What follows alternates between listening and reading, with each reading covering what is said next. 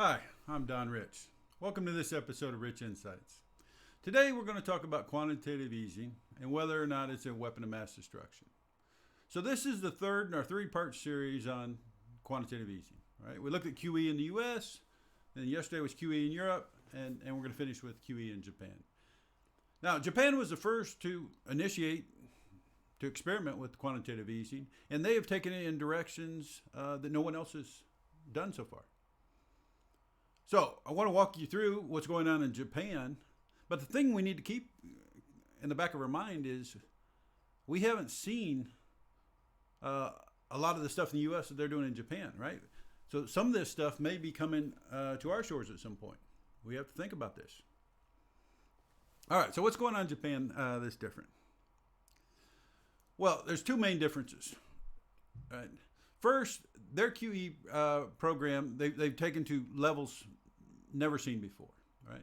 So not only are they nationalizing their bond market by the central bank buying the government securities, but now they're targeting very specific interest rates, all right? So again, they're not just trying to nationalize the bond market. Now they want to control the entire yield curve, control the interest rates on every maturity, right? On 20-year loans, 15-year loans, 5-year loans, it doesn't matter.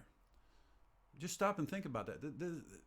That is taking the whole price discovery function in the marketplace and set it aside. And the central government determines, this level for 5-year rates, this level for 7-year rates, this level for 10-year rates. And they'll buy and sell securities to give them the desired rates. That's just remarkable. Just remarkable at the level that they've taken that they've taken quantitative easing to. It's really mind-boggling, right? If you're blown away by that, hold on. They're not done yet. The second main difference is Japan has taken this concept of quantitative easing past fixed income. All right?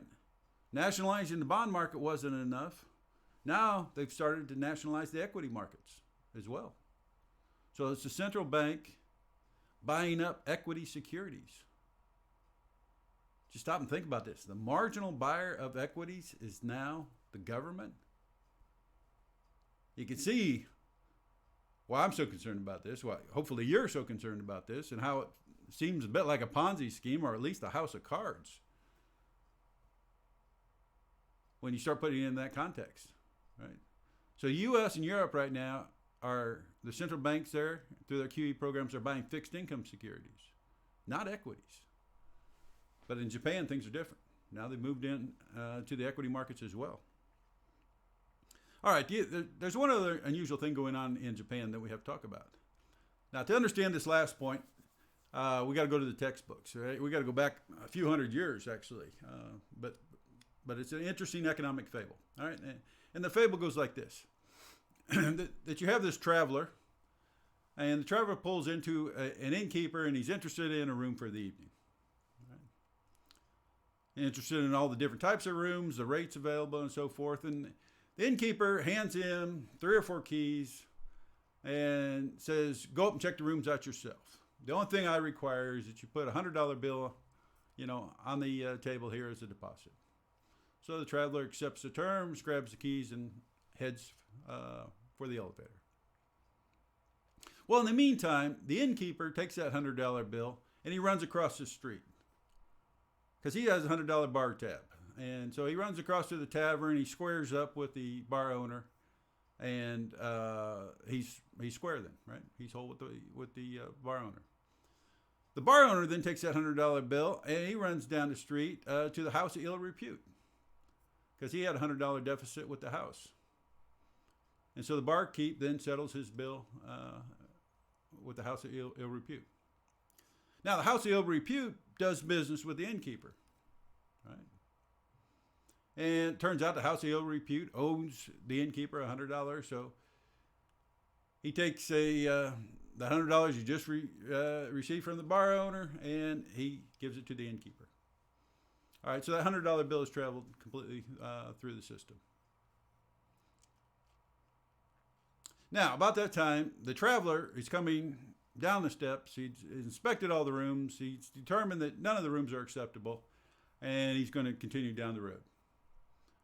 And so the innkeeper says no problem, hands him his $100 bill back, and it's the end of the fable, right? So what we have here is there's two key features of this fable.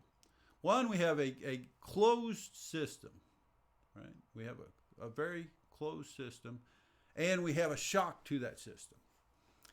And so we've taken a highly indebted society, a highly indebted closed society, introduced an economic shock, and the debts mysteriously go away. Now, why am I telling you that story today? Not only is it interesting, but a lot of people believe it's playing out before our very eyes today in Japan. All right.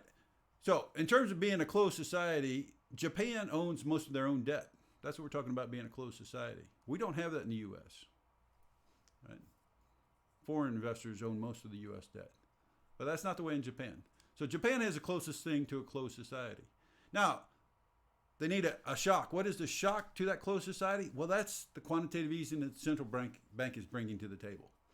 So play this scenario out.